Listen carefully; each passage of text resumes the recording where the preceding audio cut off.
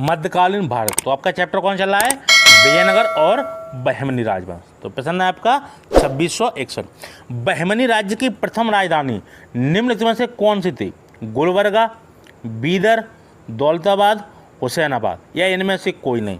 तो प्रश्न आपका क्या था, बहमनी राज्य की प्रथम राजधानी निम्नलिखित में से कौन थी। तो बहमनी राज्य की प्रथम राजधानी थी आपकी गुलबर्गा, ऑप्शन नंबर ए।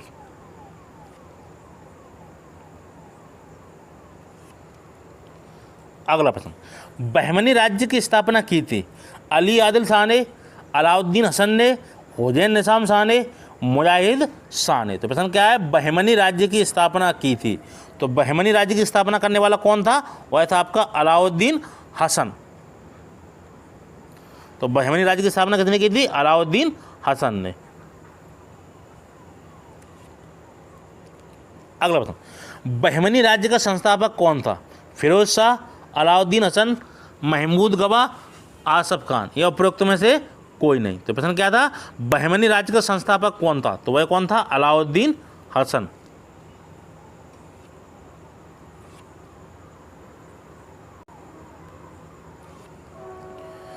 अगला प्रश्न, बहमनी राज्य स्थापित हुआ 14वीं सदी ईस्वी में, 15वीं सदी ईस्वी में, 13वीं सदी ईस्वी में, 16वीं सदी ईस्वी में। तो प्रश्न क्या है, बहमनी राज्य स्थापित हुआ था, तो किस सदी में हुआ था, वह हुआ था आपका 14वीं सदी में।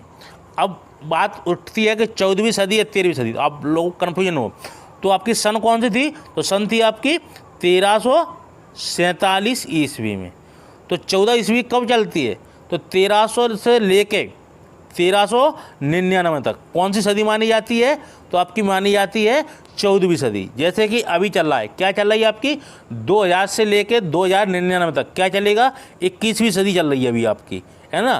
तो जब सन चल रही होती है 1347, तो वो एक सदी बढ़ के चल रही होती है ना। जैसे अभी चल रही है 2020, तो अभी सदी कौन सी है आपकी, 21वीं सदी है 2020, लेकिन सदी कौन सी कही जाएगी, 21वीं सदी। तो ऐसे ही क्या था, 1347 सन को क्या कौन सी सदी माना जाता है, 14वीं सदी ईस्वी में। तो बहमनी राज्य स्थापित हुआ था 14वीं सदी ईस्वी में।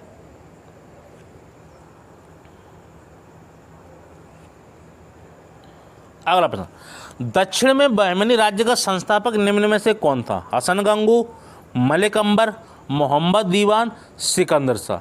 तो प्रश्न आपका क्या है, दक्षिण में बहमनी राज्य का संस्थापक निम्न में कौन था। तो वह कौन था, वह था आपका हसन गंगू।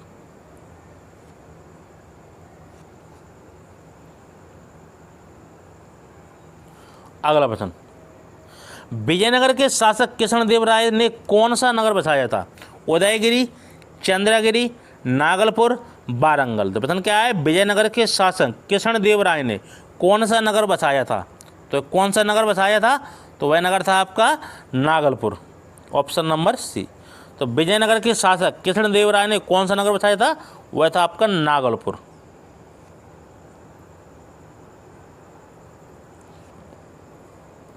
अगला प्रश्न, विजयनगर के साम्राज्य की पहली राजधानी हम्पी थी, इसकी दूसरी राजधानी कहाँ थी, कांची, विजयनगर, बेल्लोर, पेनकोंडा। तो प्रश्न क्या था, विजयनगर साम्राज्य की पहली राजधानी कौन सी थी, हम्पी थी। तो इसकी दूसरी राजधानी फिर कौन सी थी, तो इसकी दूसरी राजधानी थी आपकी विजयनगर।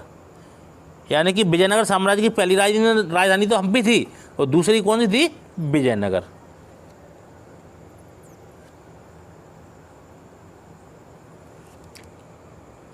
अगला प्रश्न, महमूद गवा ने किन की सेवा की, तुगलकों की, लोदियों की, बहमनियों की, निजामों की। तो प्रश्न क्या है, महमूद गवा ने किन की सेवा की। तो महमूद गवा ने सेवा की थी आपकी बहमनी वंशियों की। तो महमूद गवा ने किन की सेवा की, बहमनियों की।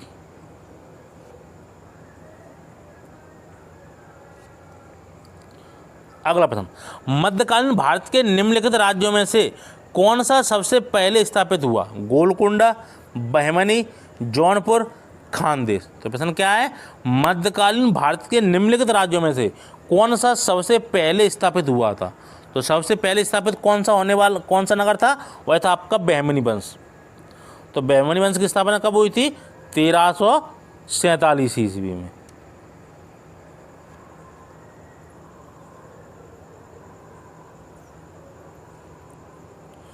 अगला प्रश्न, प्रथम बार विजयनगर साम्राज्य को अस्त व्यस्त किसने किया? तैमूर ने, एबन बतूता ने, बहमनी राया ने, उक्त में कोई नहीं। तो प्रथम बार विजयनगर साम्राज्य को अस्त व्यस्त किसने किया था? तो वह था आपका उक्त में से कोई नहीं। अब बात आती है कि किया तो किसी ने होगा अस्त व्यस्त, वो बिल्कुल किया था। वह किया था बहमनी राजवंश जो बाद में टूट जाता है 4 टुकड़ों में, उन सब ने मिलकर क्या किया था? विजयनगर साम्राज्य को अस्त व्यस्त कर दिया था। तो विजयनगर साम्राज्य को अस्त व्यस्त किसने किया था? तो जो बहमनी वंश बाद में आगे चले गए वो 4 हिस्सों में टूट जाता है, तो उन्होंने क्या किया था? विजयनगर साम्राज्य को अस्त व्यस्त किया था। लेकिन इसमें से आपका ऑप्शन कोई नहीं है।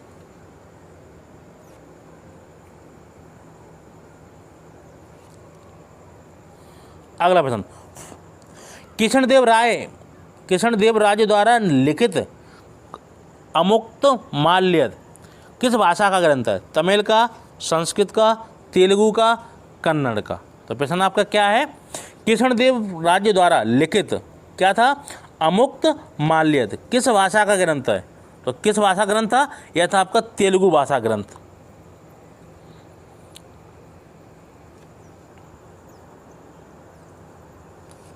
अगला प्रश्न, कृष्णदेव राय का अमुक्त माल्यद किस भाषा में लिखा गया था?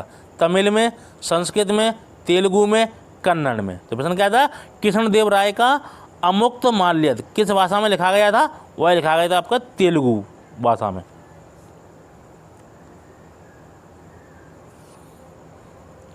अगला प्रश्न, कृष्णदेव राय ने अमुक्त माल्यद की रचना किस भाषा में की थी? तमिल, संस्कृत, तेलुगु, कन्नड़? तो कौन सी भाषा थी आपकी? तेलुगु भाषा। तो यहाँ से आपके प्रश्न एक भी बार नहीं आएगा, क्योंकि आपके हर प्रश्न को सॉल्व कराया जा रहा है नहीं, एक इतने प्रश्न आपके किसी भी बुक में नहीं मिलेंगे। अगला प्रश्न, विजयनगर साम्राज्य के निम्नलिखित राजाओं में से किसे आंध्र भोज के नाम से जाना जाता? विजयराय द्वितीय, देवराय प्रथम, कृष्णदेव राय, विरूपाक्ष द्वितीय? तो प्रश्न क्या है? विजयनगर साम्राज्य के निम्नलिखित राजाओं में से किसे आंध्र भोज के नाम से जाना जाता था? तो आंध्र भोज के नाम से किसे जाना जाता था? तो वह जाना जाता आपका कृष्णदेव राय को। अब बात आती है कि कृष्णदेव राय को आंध्र भोज किस लिए कहा जाता है? क्योंकि जब राजा भोज था, कहाँ? परमार वंश का, कहाँ? आपका धारनगरी में, मध्य प्रदेश में। तो वह क्या था? वह विद्वान था संस्कृत भाषा का, वह विभिन्न विद्वानों को अपने महल में आश्रय देता था। उसी प्रकार क्या था? कृष्णदेव राय भी एक विद्वान था, तो यह भी विभिन्न विद्वानों को अपने समय में आश्रय देता था। इसने अष्टदिग्गज इसके समय में रहते थे इसके महल में, तो इसलिए कृष्णदेव राय को क्या कहा जाता है? आंध्र प्रदेश का भोज। तो ये आंध्र भोज कहलाते। कौन? कृष्णदेव राय। तो भोज तो थे आपके कहाँ? उत्तर भारत में, लेकिन द्वितीय आंध्र भोज किसे कहा जाता है? कृष्णदेव राय को।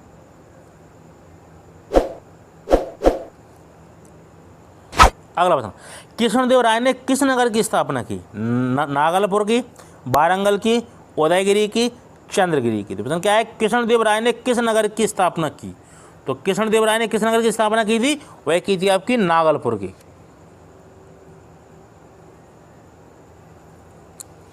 अगला प्रश्न, अष्टदिग्गज किस राजा से संबंधित थे? कृष्णदेव राय से, शिवाजी से, राजेंद्र प्रथम से, यशोवर्मन से? तो प्रश्न क्या है? अष्टदिग्गज किस राजा संबंध थे? वह थे कृष्णदेव राय से। तो एक क्या थे? 8 विद्वान थे। किसके समय में? कृष्णदेव राय के समय में। ठीक है, तो उनको क्या कहा है? अष्टदिग्गज कहा गया है।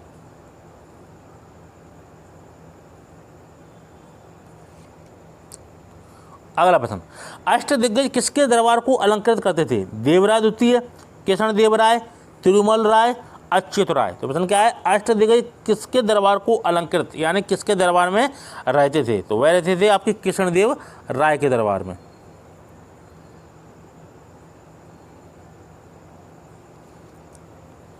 अगला प्रश्न, कृष्णदेव राय के दरबार में अष्टदिग्गज कौन थे? 8 तेलुगु कवि, 8 मंत्री, 8 महान सेनापति, 8 परामर्शदाता? तो प्रश्न क्या है? कृष्णदेव राय के दरबार में अष्टदिग्गज कौन थे? तो अष्टदिग्गज कौन थे? 8 तेलुगु कवि। तो ये विद्वानों का बड़ा सम्मान करता था। कौन? कृष्णदेव राय। और अपने महलों में इसने आश्रय दिया था। किनको? कवियों का। तो इसलिए इसको क्या कहा जाता है? आंध्र भोज की उपाधि दी जाती है। किसको? कृष्णदेव राय को।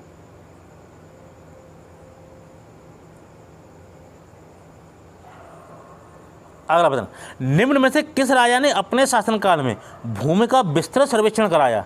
सदाशिव राय ने, कृष्णदेव राय ने, देवराज द्वितीय ने, हरिहर प्रथम ने। तो प्रश्न आपका क्या है? निम्न में से किस राजा ने अपने शासनकाल में भूमि का विस्तृत सर्वेक्षण कराया? तो वह कौन था? वह था कृष्णदेव राय। इसने क्या किया कि पूरे राज्य में जितनी भी भूमि थी उसने क्या है, उसका सर्वेक्षण कराया। सर्वेक्षण किस लिए कराया? कौन सी भूमि उपजाऊ है, कौन सी भूमि कम उपजाऊ है और कौन सी भूमि उपजाऊ नहीं है। उसी के आधार पर इसने क्या किया था? राज्य के द्वारा टैक्स लगाया था, यानी कि भूमि कर। तो जो ज़्यादा भूमि उपजाऊ थी उसको उसके हिसाब से कर लगाया था और जो कम थी वो उसके हिसाब से लगाया था। तो इसका कर कितना था? 1/6वां भाग। तो इसका अच्छा कर था, एक वास्तविक कर भी माना जाता है। 1/6वां भाग वैदिक काल में भी इसकी प्रथा थी। तो ये हिंदू धर्म का राजा है, ठीक है। तो प्रश्न क्या था? निम्न में से किस राजा ने अपने शासनकाल में भूमि का विस्तृत सर्वेक्षण कराया? तो वो थे कृष्णदेव राय।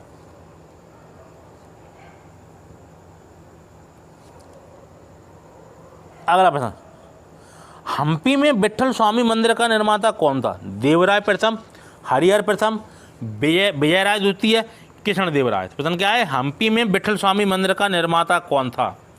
तो वे कौन थे? वह थे कृष्णदेव राय। तो विट्ठल स्वामी मंदिर का निर्माण किसने करवाया था? कृष्णदेव राय ने।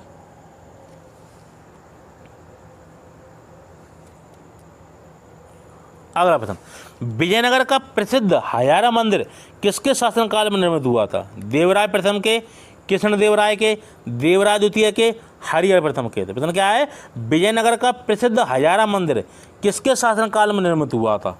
तो किसके शासनकाल में निर्मित हुआ था? वही हुआ था आपके कृष्णदेव राय के।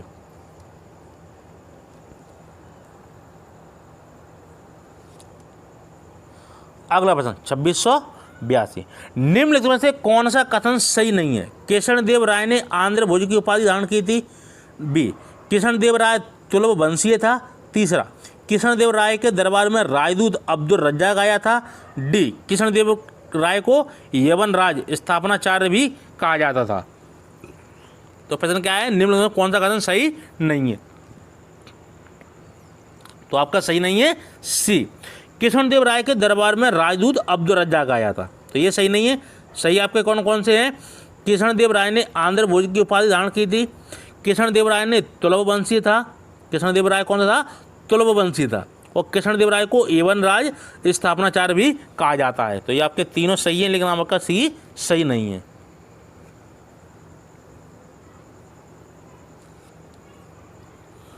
अगला प्रश्न, कृष्णदेव राय प्रथम के विषय में निम्नलिखित में से कौन सा कथन असत्य है? उसने हजारा मंदिर का निर्माण किया। ईरानी राजदूत अब्दुल रज्जाक उसके दरबार में आया। उसने उड़ीसा, गुलबर्गा तथा उदयगिरी पर अधिकार किया। उसका प्रधानमंत्री महाप्रधान कहलाता है। तो कौन सा उसका सत्य है? वह है आपका बी, ईरानी राजदूत अब्दुल रज्जाक उसके दरबार में आया। तो ये कथन आपका सही नहीं है। तीनों सही है। उसने हजारा मंदिर का निर्माण करवाया था। उसने उड़ीसा, गुलबर्गा तथा उदयगिरी पर अधिकार किया। उसका प्रधानमंत्री महाप्रधान कहलाता था। तो ये आपके तीनों सही है, लेकिन आपका बी सही नहीं है।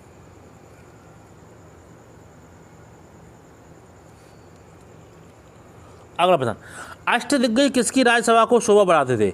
विक्रमादित्य चालुक्य की, हर्षवर्धन की, शिवाजी की, कृष्णदेव राय की। तो प्रश्न क्या है? अष्टदिग्गज किसकी राज्यसभा को शोभा बढ़ाते थे? तो अष्टदिग्गज किसकी राज्यसभा को शोभा बढ़ाते थे? वो थे कृष्णदेव राय। जो तेलुगु कवि थे 8, उन्हीं को क्या कहा गया था? अष्टदिग्गज।